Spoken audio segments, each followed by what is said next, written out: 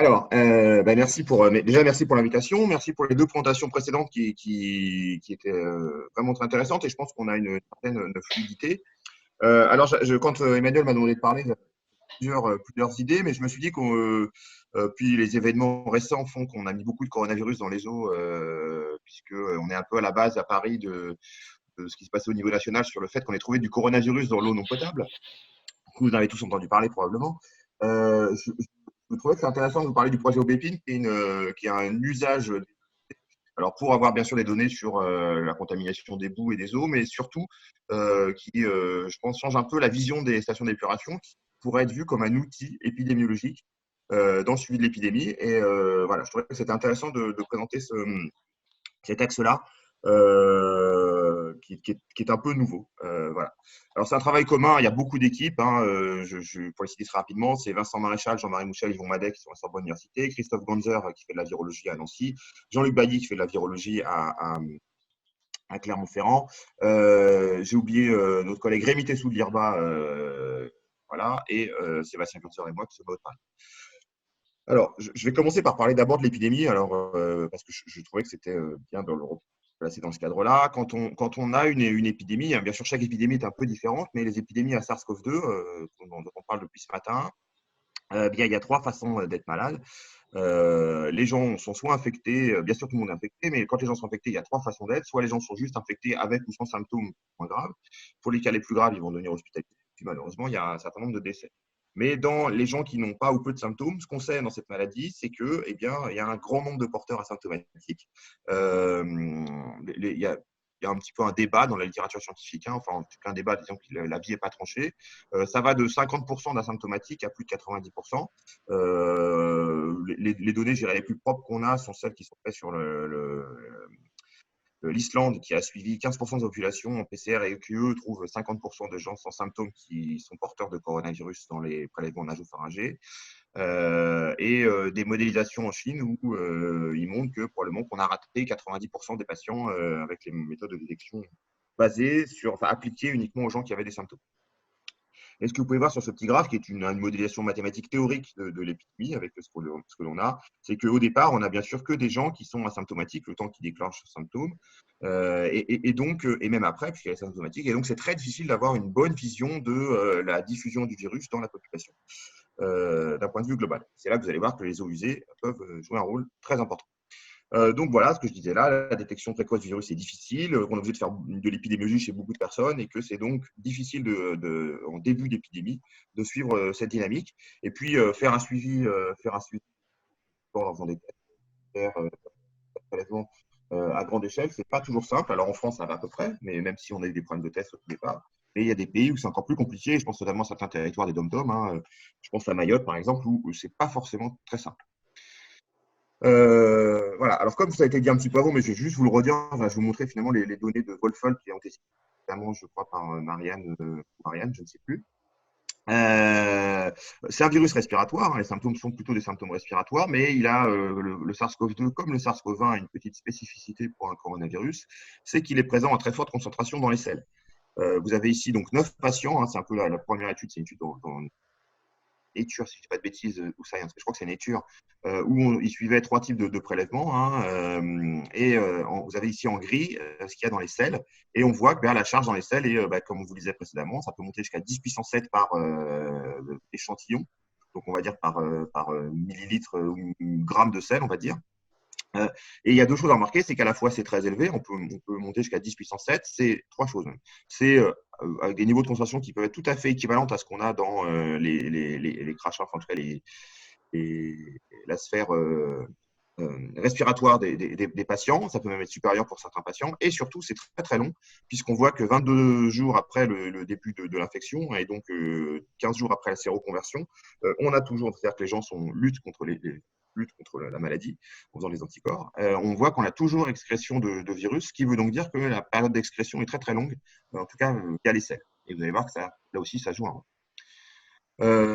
Pour continuer, et pour qu'on arrive petit à petit aux eaux usées, ce qu'on a montré, mais il y avait d'autres personnes qui le faisaient plutôt sur la partie, mais nous on l'a montré sur la microbiologie en 2015, on avait vu que quand on suivait les norovirus, hein, qui sont des virus très différents, vous avez probablement entendu parler en épuration, qui sont des virus qui provoquent des gastro-entérites. Il y a deux types de norovirus, enfin, il y en a quatre, mais deux qui intéressent les humains, le groupe 1 et le groupe 2. Et ce qu'on avait vu en 2015, c'est que quand on s'intéressait aux eaux usées, on avait plutôt une bonne corrélation entre le nombre de selles qui arrivaient au CNR, donc au Centre national de référence qui essaie de faire le typage des virus, et le nombre de gastro-entérites qu'on avait en Ile-de-France, et le nombre de virus que nous on retrouvait.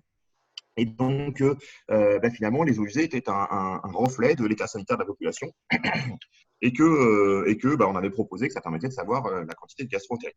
Et donc, tous ces éléments mis, qu'on nous présenter tous ensemble, on a dit pour solutionner, pour essayer d'aller au-delà de la problématique de suivi de cette épidémie, pourquoi on ne suit pas les eaux usées en suivant le SARS-CoV-2 dans les eaux usées, et ça nous permettrait d'avoir des informations sur la diffusion du virus dans la population. Donc, la première étape, c'est ce que vous disiez, Marianne, et là, j'en parlais un petit peu plus longuement, c'est que quand on a des virus dans l'environnement, il faut les détecter et ce n'est pas toujours simple. Il faut mettre au point des méthodes de détection qui vont. Et il y a bien sûr la partie. Excusez-moi, c'est écrit deux fois, il y a eu une erreur sur mon transparent.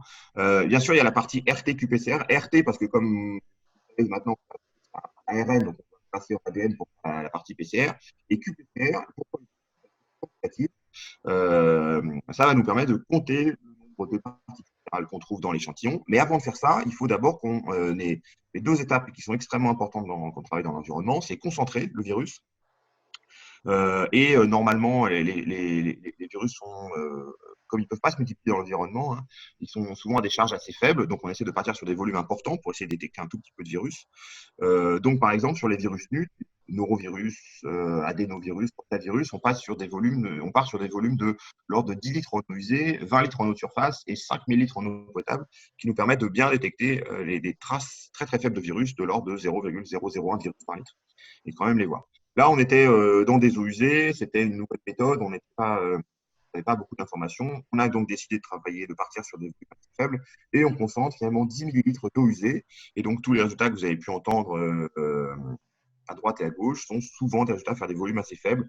Les Hollandais, qui ont la même chose, on part sur des échantillons entre 30 et 80 millilitres. Les gens du MIT, pareil, sont partis sur une cinquantaine de millilitres. Et Christophe Gonzer, lui, part sur une centaine de ml, mais il n'arrive pas toujours à tout filtrer, donc ça réduit aussi un petit peu l'échantillon. Donc, on va concentrer cet échantillon et il y a une étape extrêmement importante qui est l'extraction de son génome. Donc, ici, c'est un génome ARN, et il faut bien faire attention à cette extraction. Pareil, alors je vous ai mis ici en rouge ce qu'on appelait l'intégrité. C'est une petite subtilité de la biologie moléculaire, puisque la biologie moléculaire, pour certains virus, on n'a que ça. On ne peut pas suivre les norovirus par TCD50, on n'a pas de modèle cellulaire. Et donc, depuis longtemps, les gens qui s'intéressent aux virus dans l'environnement sont un peu embêtés parce qu'on détecte des virus par biologie moléculaire. Et très vite, les gens nous disent, mais est-ce que c'est viable? Est-ce que vous êtes sûr que c'est un danger? Est-ce que vous êtes sûr que c'est un risque? Donc, on essaye de s'approcher le plus possible de la réalité de ce qu'on trouve. Et on utilise de plus en plus souvent dans l'environnement ce qu'on appelle des agents azurés, l'hémicycle du propydium monoazide. Le principe est vraiment extrêmement simple. Je n'ai pas mis de schéma, j'ai oublié, je vais vous l'expliquer. L'idée, c'est qu'on va mettre un composé qui va réagir avec tous les acides nucléiques qui ne sont pas protégés. Et donc, c'est-à-dire que si on a des traces de virus, du génome de virus qui n'est pas protégé par une capside, on va l'éliminer. Et on ne détectera donc que le génome viral qui est protégé par une enveloppe, donc principalement par sa capside. Et donc, on se rapproche beaucoup plus des conditions de virus intègre, en tout cas entier, et ce qui fait qu'on ne détecte pas des petits morceaux d'acide nucléique qui traîneraient dans l'environnement. Voilà. Donc, comme on avait tout ça au laboratoire, on a décidé d'appliquer cette méthode, de le développer et de voir ce qu'on avait dans les eaux usées. Et donc, voilà les résultats que je vais vous présenter un petit peu en avant-première. Alors, l'article est soumis, puis je vous dirai un petit peu, c'était un peu le cœur du réseau BEPIN. Vous avez ici, sur les régions, sur l'Île-de-France, des résultats sur les eaux usées. Je ne parle pas de boue, je suis désolé, on n'a pas encore de résultats sur les boues. Donc, vous avez en rouge la concentration qu'on a pu trouver en unité génomique par litre d'eau usée. Vous avez en grisé à gauche la période pré-confinement et à droite la période post-confinement, c'était fait sur la dynamique. Et on a fait, grâce à toutes les données qu'on avait présentées précédemment, j'ai vu qu'on pouvait calculer combien les gens jetaient de virus dans leur sel pendant quelques temps. Donc, on a essayé de faire la moyenne de tout ce qu'on avait comme données et de faire une sorte de modèle d'expression. Vous avez les petits points en gris ici, c'est ce qu'on devrait, c'est sans unité, mais c'est l'allure de la courbe de rejet du virus dans les eaux usées qu'on devrait avoir en Ile-de-France. Et en dessous, vous avez les données de l'épidémiologie. Vous avez le nombre de personnes qui ont été en consultation en Ile-de-France désolé, j'ai pas fait sur la région lyonnaise, mais qui ont été à l'hôpital et qui ont été diagnostiqués Covid. Vous avez en gris foncé le nombre de gens, enfin la différence entre le nombre de gens qui sont hospitalisés et le nombre de gens qui sortent de l'hospitalisation, ce qui fait qu'on voit que plus récemment, ça devient négatif, il y a plus de gens qui sortent que de gens qui rentrent. Les données sont arrêtées au 23 avril. Et puis vous avez les données cumulées, vous avez en bleu le nombre de gens qui sont à l'hôpital actuellement, donc finalement qui est le reflet de cette donnée en gris foncé, et puis en rouge, malheureusement, le nombre de gens qui sont décédés qui, eux, ne redescendra pas. Et ce qu'on a pu voir, trois informations intéressantes avec ces données, c'est que tout d'abord, on avait du génome viral bien avant même qu'il y ait plus de 100 cas en Ile-de-France, qui voulait donc dire que grâce aux eaux usées, on pouvait voir que l'épidémie avait commencé, et qu'on avait déjà des traces de virus dans les eaux usées, avant même qu'il y ait beaucoup de personnes qui soient hospitalisées. La deuxième chose importante, c'est qu'on a bien vu la montée de la concentration avec le nombre de gens qui étaient de plus en plus malades. Et ça nous a intéressés. Et le troisième point très important, c'est qu'on a pu voir les effets du confinement au bout d'un certain temps. Quand le nombre de cas a diminué, on a vu une redescente de la concentration au virus. Alors, comme c'est une échelle logarithmique, pas tout à fait visible, donc je vous l'ai remis en échelle linéaire à côté. C'est un peu moins joli en échelle linéaire, mais en tout cas, c'est moins scientifique, mais c'est quand même plus intéressant à regarder. Ce qu'on peut voir, si vous avez les mêmes données ici, c'est le nombre de gens qui ont été à l'hôpital et qui sont diagnostiqués Covid en Ile-de-France, et puis en rouge, la concentration, avec un trait qui relie les moyennes des différentes stations qu'on a fait. Et ce qu'on peut voir, c'est qu'on a un décalage d'environ 8 jours entre les deux pics, ce qui est assez logique, puisque les gens qui ont sont diagnostiqués Covid vont relarguer des quantités très importantes de virus pendant 8 jours avant d'en relarguer un peu moins. Donc, la dynamique, finalement, est décalée de 8 jours. Et donc, ce qu'on a pu voir, c'est qu'on a bien pu suivre l'allure de la courbe et on voit qu'on est redescendu et qu'on se rapproche de valeurs très faibles. Et comme il y a deux choses, à la fois on est redescendu sur des valeurs faibles et on est très sensible pour détecter des événements, eh bien, on a proposé de monter le réseau Aubépine qui sera un suivi des eaux usées sur toute la France pour voir si on avait dans certaines régions un redémarrage de l'épidémie et cette seconde vague que vous entendez parler régulièrement. Donc le projet Aubépine c'est mis en place. C'est un projet qui regroupe plein de personnes, mais au départ, à la base, c'est plutôt Haute-Paris, l'Université de la Sorbonne, l'Institut de recherche biomédicale des armées et l'équipe de Christophe Ganzer, CPME à Nancy, et Jean-Luc Bailly à Clermont-Ferrand. Et dans ce projet, on a intégré plusieurs choses. À très court terme, notre problématique, c'était de surveiller les eaux usées pour essayer de suivre ce que je disais, l'éventuel redémarrage de la population. Donc, pour ça, il faut qu'on fasse un peu d'essais dans des zones à plus faible prévalence qui ont commencé. Et puis, transmettre ça à nos collègues à l'étranger qui pouvaient effectivement utiliser cette méthode, si tant est qu'ils aient un réseau d'assainissement fonctionnel, ce qui n'est pas toujours le cas. Vous le savez probablement bien mieux que moi. S'ils en ont un, en tout cas, c'était un outil assez pratique.